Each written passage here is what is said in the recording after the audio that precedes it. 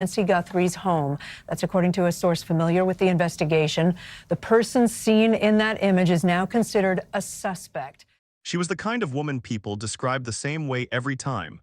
Warm, steady, someone who showed up without being asked and stayed without needing a reason. That is what made what came next so difficult for everyone who knew her, not just to process, to believe. Nancy Guthrie had built a life that from the outside looked like everything most people quietly work toward their entire lives. A home, a family. A real sense of belonging in a community she had been part of for years. Nothing about her story, at least the version people thought they knew, gave any visible hint of what was slowly, quietly building beneath the surface. And that invisibility is part of what makes this so hard to sit with, because the things that shatter us rarely announce themselves. The case that carries her name has since drawn the attention of investigators, journalists, and thousands of people across the country who followed every new development with the kind of focus usually reserved for fiction. The details as they surfaced over time did not feel real, they felt too deliberate. Like pieces arranged carefully to point in one direction while the truth was moving, quietly and without warning, in another. According to reports, what investigators uncovered in the weeks and months that followed would raise questions that no one in that community had thought to ask before. Questions about the people closest to her, about what was known and what was not, about the moment, whenever it actually came, when everything that had been held together finally gave way.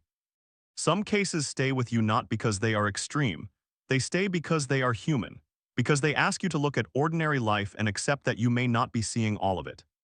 This is one of those cases. There is a particular kind of grief that arrives with a story like this. It is not the loud kind, it does not crash through the door. It settles in the way cold air settles into a room when the heat has been off all night, slow and quiet, until suddenly it has reached everything and you cannot remember when it was not there. That is how people close to Nancy have described first learning that something was wrong, not as a single moment of shock, but as a slow accumulation of details that eventually became impossible to hold at a comfortable distance. Nancy Guthrie was not a public figure before all of this. She did not seek attention. By most accounts, she was someone who found real meaning in the quieter rhythms of life, in routine, in the consistency of relationships, in the ordinary work of being present for the people around her. People who knew her have described a woman who actually listened, who remembered what you told her weeks ago and asked about it again. The sort of presence that is rarer than most people acknowledge. That image of a woman so grounded, so genuinely connected to the people in her life, is precisely what made the details that emerged so unsettling, because they did not fit. And when details do not fit the person you thought you knew, the dissonance does something to you.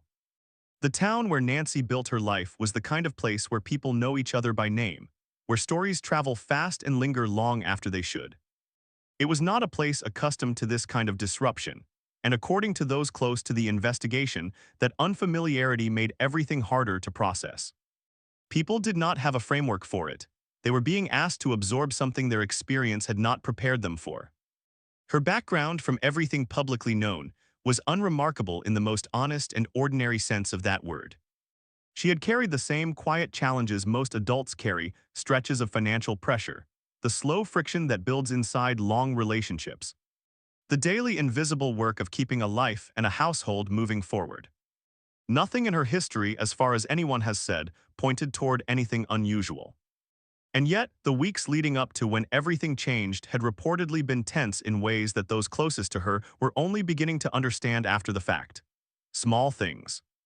Nothing that would have stopped a stranger on the street, but things that, in hindsight, the people who loved her said they wished they had sat with longer. That hindsight, sharp and merciless, runs through everything connected to this case, before the investigation. Before the reports and the questions, and the careful, measured statements from those with information to share. Before her name became something people typed into search bars late at night, there was simply a life, a real one that Nancy Guthrie had spent years building with intention and effort. Her ties to the community around her were not surface level. They had been formed over time through repeated presence and consistent follow-through. The people who knew her for years did not speak about her in the kinds of polished terms that emerge after someone becomes a subject of public attention. They spoke about her the way you speak about someone who was genuinely there, who showed up, who kept her word, who made others feel like what they said mattered. These qualities do not get invented retrospectively. They come from people who knew her when there was nothing to gain by saying them. Her home life, according to those with some familiarity with her situation, reflected that same sense of steadiness. There were difficulties, as there are inside every long relationship and every extended family. But difficulty alone is not a story. It is simply what life is made of. What reportedly gave Nancy's world its particular sense of grounding was her relationship with her own sense of purpose. She was not adrift. She knew where she belonged and what she valued, and that knowledge seemed from the outside to anchor her in a way that most people recognized. That sense of safety would, in time, become one of the most painful threads in this story. Because the place where she felt most secure was also, reportedly, the place where the unraveling quietly began. People in her immediate circle have described, since this case drew public attention, a woman who carried real complexity beneath her steady surface. Her own inner life, her private history, the things she had navigated and carried without much external acknowledgement. But none of that complexity, according to those who spoke carefully about what they observed, ever suggested anything that demanded alarm. There was nothing obvious. Nothing that, in the moment, felt like a warning. And that absence of obvious warning signs is part of what makes looking back at this period so painful for the people who lived through it. We search for the moment we should have known. We are almost desperate to find it, because finding it would mean the story made sense in a way we could have responded to. But sometimes there is no clear moment. Sometimes the disruption arrives without noise, without signal, and without the courtesy of giving anyone a chance to prepare. Something changed. And the people who were closest to Nancy reportedly sensed it before they had any language for what they were sensing. That is one of the hardest things to describe about a situation like this. The way a person's presence can shift in ways that are subtle enough to explain away, but persistent enough to stay in the back of your mind. Several people in regular contact with Nancy during the period investigators later focused on have described noticing something different about her. Not an alarm, not a crisis. Something quieter and harder to name. The kind of difference you feel the way you feel a change in weather before it arrives, not in any single detail, but in the texture of everything around you. According to reports that emerged during the investigation, there had been developments in Nancy's personal circumstances in the weeks prior that had placed significant pressure on her life. The nature of those pressures, as investigators came to understand them, pointed toward tensions that had not been recent in origin. Some of what was building had been building for a long time. Quietly, steadily, in the way that certain kinds of pressure do, not in sudden surges but in slow accumulation, until the weight becomes something different from what it started as. The investigation, according to available reporting, required looking not just at recent events, but at a much longer arc of time. That kind of work is deliberate and painstaking. It means following threads that appear unconnected until something ties them together. It means being willing to revise the picture you thought you were building when new information changes its shape. And it means accepting that the first version of events is rarely the complete one. What reportedly became clear during this phase was that Nancy's day-to-day life had involved dynamics that the people outside her innermost circle were largely unaware of. Decisions she had been quietly navigating, pressures she had been managing without broadcasting them. Whether that quietness came from privacy or pride or something else entirely, she had carried a significant amount without allowing it to show. And that restraint, that particular discipline of keeping difficulty close and invisible, would later become something that people close to her described with a kind of tender, helpless sorrow. Because it suggested that by the time the real crisis arrived, no one around her may have known just how close to an edge things had come. The first discernible shift, once investigators had identified it, did not answer the central questions, but it changed the shape of them, and that mattered. The further investigators went into the details of this case, the more the picture they were building became layered and complicated in ways that resisted easy summary. This, according to those familiar with investigations of this kind, is not unusual. The surface presentation of a person's life and the actual interior of it are rarely the same thing. But the distance between the two, in Nancy's case, reportedly caught even experienced investigators off guard. What had appeared from the outside to be a reasonably stable set of circumstances was, according to investigative reporting, threaded through with tensions and unresolved dynamics that had been carefully, deliberately kept out of view. One area that drew significant focus involved the relationships closest to Nancy. This is worth saying carefully because proximity to someone in a difficult case does not in itself create suspicion. It should not. But understanding what someone's life actually looked like requires understanding the people who shared it, who they were in private, what the dynamics between them actually felt like, and whether what they said when asked matched what other evidence suggested. Questions were reportedly raised, according to available reporting, about communications and timelines, and whether certain accounts provided to investigators held together under close examination. No official conclusions have been drawn from these questions, but they did significantly expand the scope of what the investigation needed to address. The community around Nancy responded to these emerging details in the way communities often do with fracture. Loyalties that had felt stable began to feel complicated. Information and rumor moved through the same channels and became difficult to separate. People who had known Nancy for years found themselves in the uncomfortable position of holding what they believed about her alongside things they were now being asked to consider. That kind of cognitive and emotional tension is exhausting, and it lingers long after the immediate news cycle has moved on. For those conducting the investigation, the challenge was not simply the gathering of information. It was the construction of a reliable account from sources and records and statements that did not consistently point in the same direction. In situations like this one, the truth rarely arrives whole. It comes in pieces, and not all the pieces fit together without effort. That difficulty, that resistance of the story to resolving cleanly, is part of what has kept this case in people's minds long after it first surfaced. Every investigation reaches a moment when something shifts the direction of it fundamentally. When a single piece of information, or a disclosure, or a detail that had been previously overlooked, reframes everything that preceded it. In the Nancy Guthrie case, according to those who followed its development closely, that moment came when certain details absent from the original picture, were brought forward. The specifics, as reported, pointed toward a dimension of the situation that had not been the initial focus of inquiry. And once that dimension became visible, it reportedly changed not just the direction of the investigation, but the emotional weight of everything surrounding it. For the people most directly affected, those closest to Nancy, who had already been living inside their own versions of grief, the arrival of new information meant something difficult. It meant that the framework through which they had been trying to understand what had happened was no longer adequate. Grief is not a fixed thing, it moves as understanding moves. And when the story changes, the grief has to change with it, which requires a kind of endurance that is rarely acknowledged in the way it deserves to be. Investigators reportedly described this phase as the most delicate of the entire inquiry. Not because the information itself was unclear, but because what it implied required an unusual degree of care. When the stakes are this human, and when the community watching is this invested, the line between responsible disclosure and premature conclusion is one that cannot be casually crossed. What became increasingly difficult to account for as this phase progressed was a particular quality of silence. Not the silence of someone with nothing to say, but a silence that appeared to have been deliberately maintained. Held in place over time through consistent effort, in service of something that needed protecting.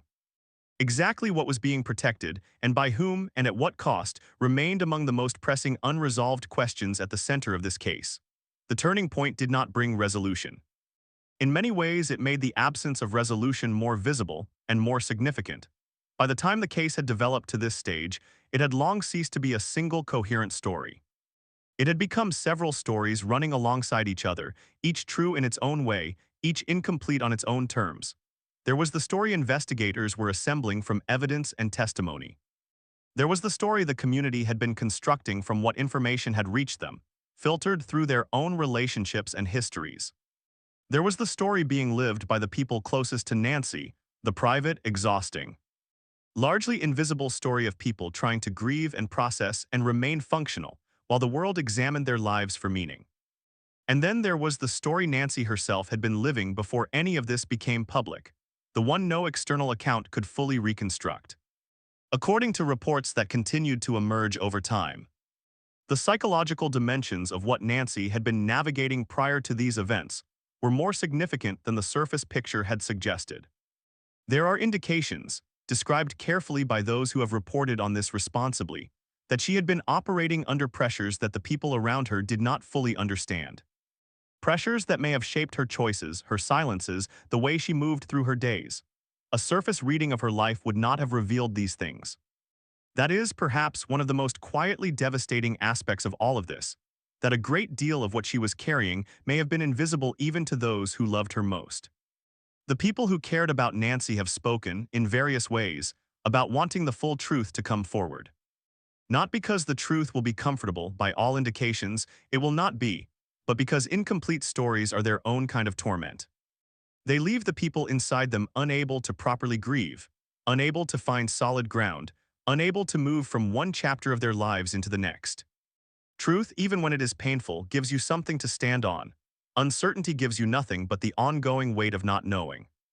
No official final conclusion has been reached on all aspects of this case, according to available reporting. The questions that remain are not peripheral. They go to the core of what happened and why, and whether the path that led here could have been interrupted by anyone at any point if the right things had been known and understood in time. That question, the one about what might have been different, may be the one that lingers longest. There is a particular kind of case that does not leave you.